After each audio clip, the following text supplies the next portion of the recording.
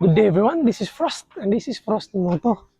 First, thank you God for allowing this to happen, and second, Bristol Cebu. Thank you for allowing me to borrow and review your bike. So before we begin, you know what to do. If you're on motorcycle, push the subscribe button, and if you want updates, push the notification bell. And intro. Alright, so let's have a sound check. Stock muffler, but we couldn't do that here. Subdivision, so we'll do that on the outside. Stock muffler, sound check, SRV400. Let's go.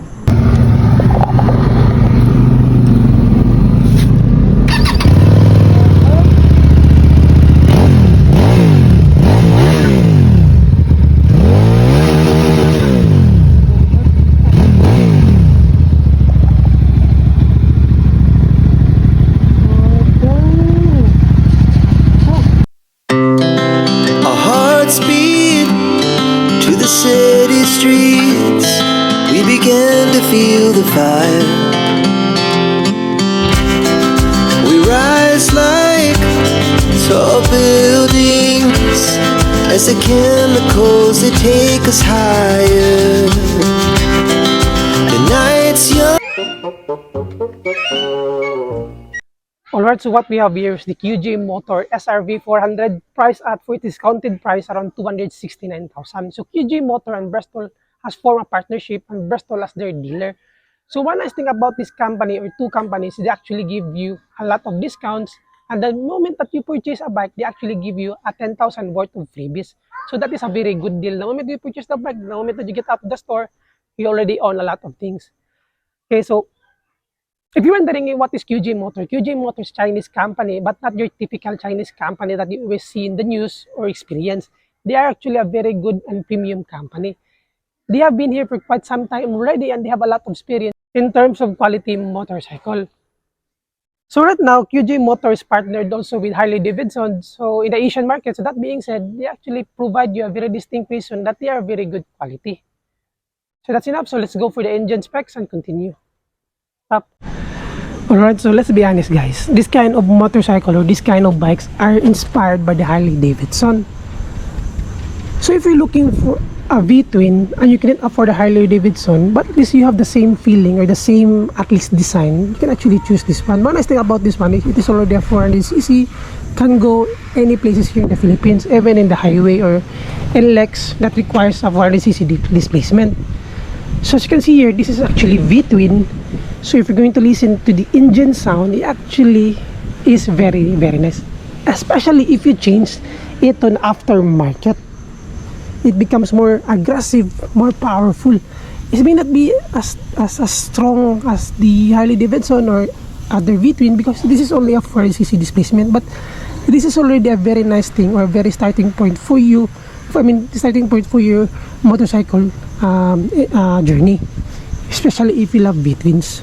2-cylinder, separate engine, separate cylinder. So that's actually nice. So later we will go to the engine specs. So let's go first for whatever it is. So first thing that I've seen is I don't like this one, especially if you have an OBR, because this will get damaged eventually as time goes by. Second is the seat. I don't recommend people, or I don't recommend especially those kind of big persons to sit here because you're gonna have a very hard time, especially in long rides. So this kind of type of cruiser is actually for single riders. So you remove the foot peg, change the seat, and it becomes more you remove the stickers or whatever it is, it becomes in. And if you go to the other places, people will actually see this as an Harley Davidson, to be honest. Change the handlebars into more comfortable position, high riser or whatever do you want. So now let's go to the engine specs. Qjmotor, I believe this is the air cleaner. So for engine specs, 2-cylinder V-twin, 400cc displacement, liquid cooled, 4-stroke, total of 8 valves, 4 valves each cylinder, single overhead cam, and a 6-speed transmission. So I know guys, you already saw a lot of videos about this one because this is not new in the market already. They actually, you can actually see some sound checks that they changed the muffler. So like I said guys, change the muffler to make it more powerful. Okay, but actually if you're going to ask me, no, the only thing that I want to change is just make this shorter or narrow. So for its bore and stroke, it is 61mm by 68. For its bore and stroke, it is 61mm by 68mm. And for its max power, it is 28 kW at 8,500 RPM. That provides you a max torque of 35 Newton meter at 5,000 RPM. And the compression ratio is unknown. So if you're wondering if this bike is a slow bike, especially because it's a cruiser type, the 400cc, you were greatly mistaken. The torque of this one is actually very nice. From 0 to 100, you will have fun, especially in traffic, especially in corners, especially in overtaking. Believe me guys, I have tested this, and a lot of my friends already tested this one. It is actually very powerful engine, light, nimble, very nice suspension in front, but for the rear, I mean, you can expect it to be smooth because it's a cruiser type, and there's a reason why it is hard. So let's go to the other details. So now for its fuel capacity, it is actually 13.5 liters, and for its consumption, I'm just gonna give you this. So we use this one around Cebu North, if I'm not mistaken, almost 266 kilometers. And again, if I'm not mistaken, the fuel cost is around 400 or 500. And after round north, it actually still has 2 bars left in the tank. So if that being said, it means that it is very economical. So if you're gonna buy this one, you're gonna do some long rides, then I can greatly assure you that the fuel consumption of this one is actually very, very nice compared with the other 400cc. So maybe because of the design of the bike and the engine, and it is already fuel injected. So now let's go for the tires. So tires for the front is 120 by 80 by 16, and the stock tire is CST. So for the rear, it is actually 150 by 80 by 15 CST also. So guys, so I mean, to tell you honestly, my Q400 and my friend use a lot of CST tires, and tell you CST is actually very affordable. Second, very nice tire grip. And third is that is for us, okay, the cons is, especially if the road is wet, sometimes it slip. But if you're gonna ride a CST tire in a very hot sunny day, then I can tell you with confidence that it is a very nice tires. It's very much worth it for its price. Its rear brakes, it is actually 240mm. Calipers is no name, so maybe it's Bristol, so I don't know. For the front, it is actually 280mm. For the calipers, Qjmotor. The same with their other motorcycle. Right. Again, if you're doubting about the stopping power, like I said, we already used this one. I already used this 100 plus. Actually tried to top speed it 120, 130, and in terms of stopping power, it can actually give you the exact amount of stopping power that you actually really want. For its 400cc guys, for that kind of price point, for the engine quality that you will get, V-twin sound is like an Harley Davidson, especially if you're going to change the muffler. Legal bike, especially in expressways or highways. This one is actually, maintenance wise, it is very easy to maintain, not costly, so it is actually very worth it. So for its features, it has only 2 dual channel ABS,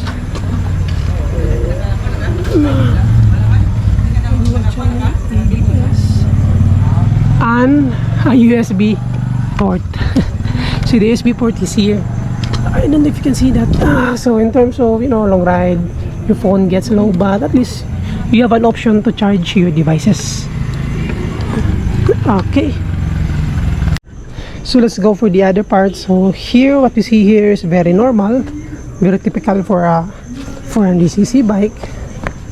So grips are actually nice, but again, if you're going to ask me, I'll change the handlebar into something more comfortable, more relaxed actually, because we have tested it with an OBR with a back ride, because the back ride couldn't sit properly well, so she or he will need to grab in your wrist to be able to sit down securely. But I need to change it like this one, maybe to my perfect position, because actually this is a cruiser, no need for you to make it high-speed bike, because even if you want, the bike itself is not that strong in top end. So side mirrors are actually nice, you can see clearly what's behind you, even though it does not have any slipper clutch, but the clutch is actually very soft, light.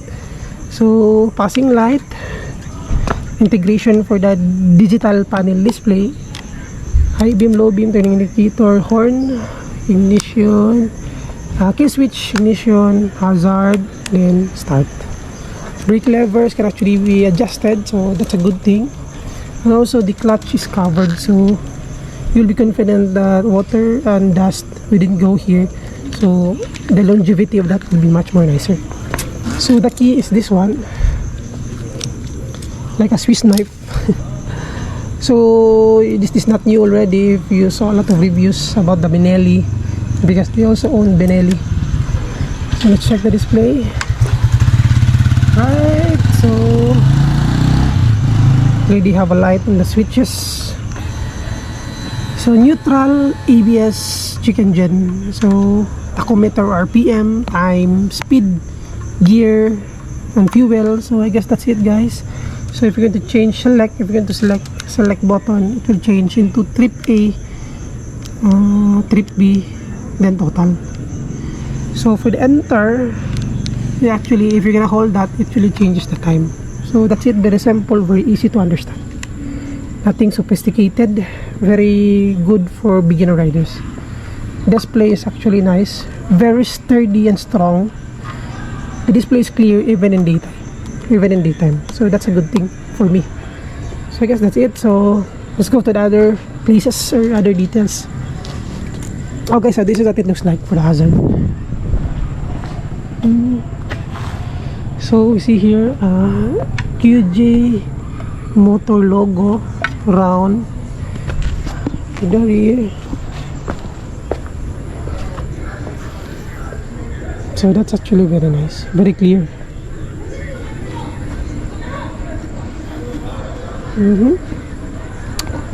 Right, so let's check the high beam. So that's what it looks like. So at least you get the point. So if you want to high beam the bike, it's very nice. The high beam is actually very nice, very clear, but still you need to add some auxiliary light if you're gonna do this in night ride or long ride. So let's go for the suspension. So what we see here is actually inverted, but again, if you're going, I mean later na lang, I'm gonna tipuno ko tanan cons. So the rear suspension, it is actually coil spring oil dump. So the suspension on the rear is actually very hard, and the reason for that is because of the position of the bike. So most of its weight, especially in riding, is here on the back. So if you're gonna do this in off-road, actually I have tested in this off-road, it's very painful to sit with this kind of suspension, so I don't advise it if you're driving this in the speed, especially in the road conditions that are very not good. Okay, so what we see here, some details. So displacement is 397cc, but in the ORCR, if I'm not mistaken, it is actually 400. So guys, let's go for the cons for me. Cons number one is the suspension in front. I know some people does not consider this a cons because they love inverted, but to tell you honestly, this kind of suspension in this kind of bike I love it to be the standard suspension with a cover or rubber cover the suspension. Number one is to protect the suspension from dirt. Second is you don't need this kind of suspension, especially in the cruiser, because this kind of bikes, not that maybe in other riders they want this, especially in corners, whatever the reason is. But if you want to ask me, I'll choose the standard or telescopic suspension with a rubber boots or rubber cover in the suspension. Another thing that I love is the radiator. So radiator is actually here. So if you're gonna ride this bike, especially in a muddy road, all of the dirt will go inside, and you can't buy any radiator cover because it is already inside. So the one nice thing you can do is you can have a fender extension, but that actually for me, you have to ruin this. But if you're going to ask me, this for me is a cons. You need to clean this every time that you ride in a mud, because when mud gets dry, it's very painful, especially in your cooling system. So fan is here, coolant is here, very easy to top up. It is actually lock. There's a lock Allen. So for its foot peg, actually nice, very soft with the rubber to reduce the vibration. So this again, the purpose of this one is to reduce to give you an indicator that you are in its maximum leaning corner. Shifter is here, so it can be interchange. But again, if some people will buy this, they're actually going to change this one. So it's very easy, and Qjmotor already knows that. They provide you with a very easy to remove it. So rear foot peg still rubberized. So the left. One nice thing about this one is it has a spool included, so no need to buy an aftermarket. You can actually put it after you buy the bike, that you can add a paddock, so it's a-okay. So see here, I don't know if you can see it in the video, it's dark. See, here's the rectifier, brake fluid for the rear, okay, clutch cable. Okay, what else?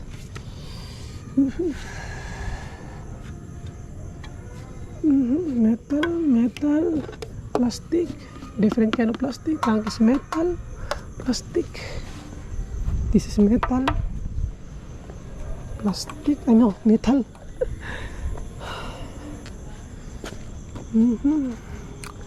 SRV400 Qjmotor logo here that can easily be removed.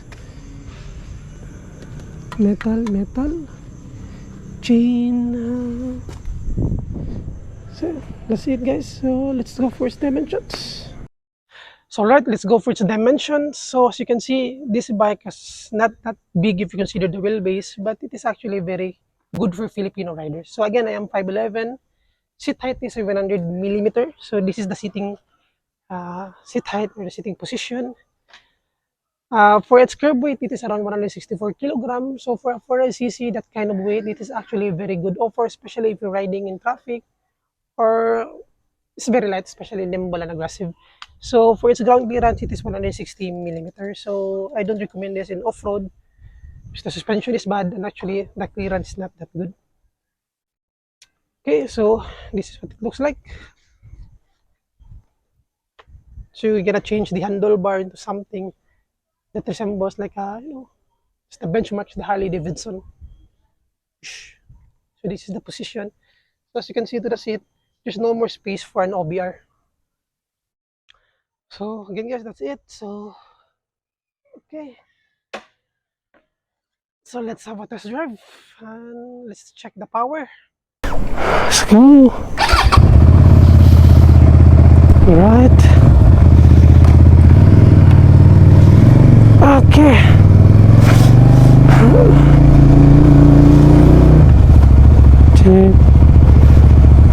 Sir, selamat. Okay, alright.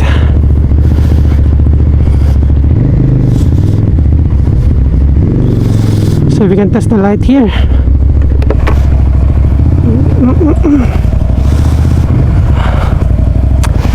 Okay, then test that. Daka na lagi. Sad.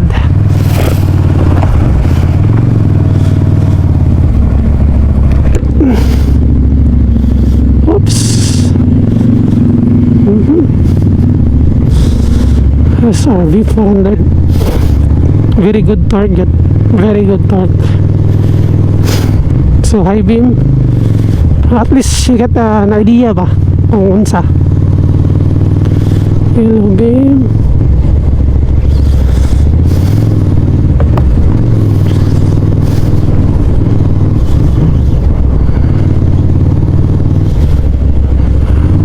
Okay.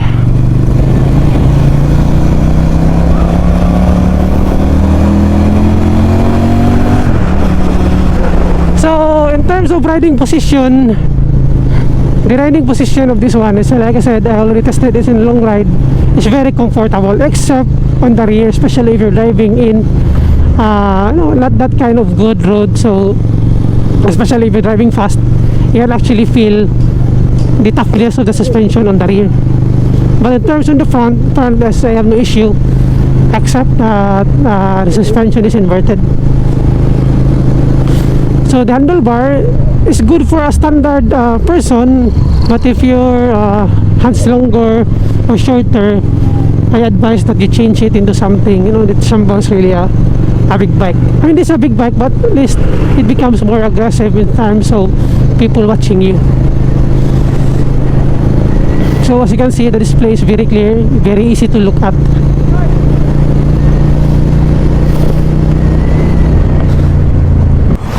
So let's have a sound check here. So I'm just gonna use the phone just to make sure that it's recording. Okay.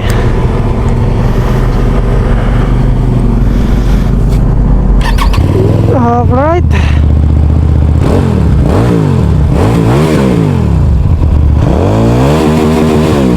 So that's the stock.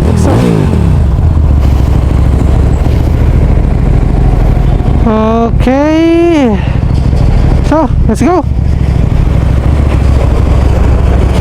Alright, so again guys, to those people who are watching, there are already a lot of reviews out there about this one, better reviews than I am, especially in terms of explaining things, why you should get this one and why you should not. But again, I just want to share my opinion also, to be able to share the piece of the market. And also, let's be honest, I don't have a lot of views, but at least I could update my channel. Let's go!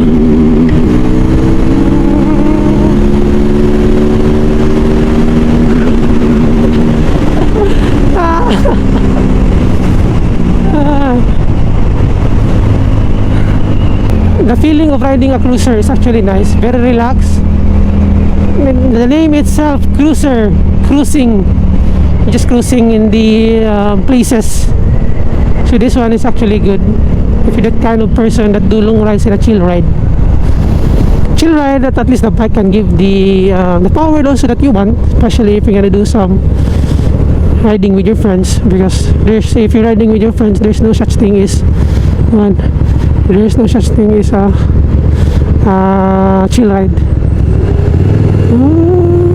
So I don't know if there's competition in the market about the 400cc cruiser that is much better than this one, because as far as I know, the V-twin cruiser type motorcycle is very expensive in that category.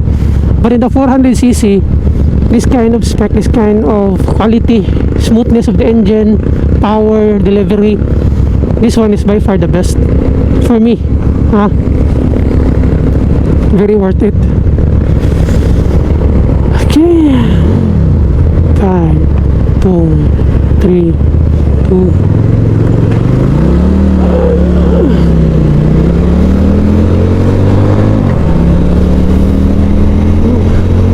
Let's listen to the limiter. So I guess that's it, guys. So guys, again, that's it. So you will have this review. Push the subscribe button, and if you want updates, push the notification bell. And intro holiday. And subscribe. Pastilan. Dahil yun ako na. Again, Bristol Cebu, thank you for allowing me to borrow review your bike. So enjoy the rest of the video. See you in my next review. Our hearts beat to the city streets. We began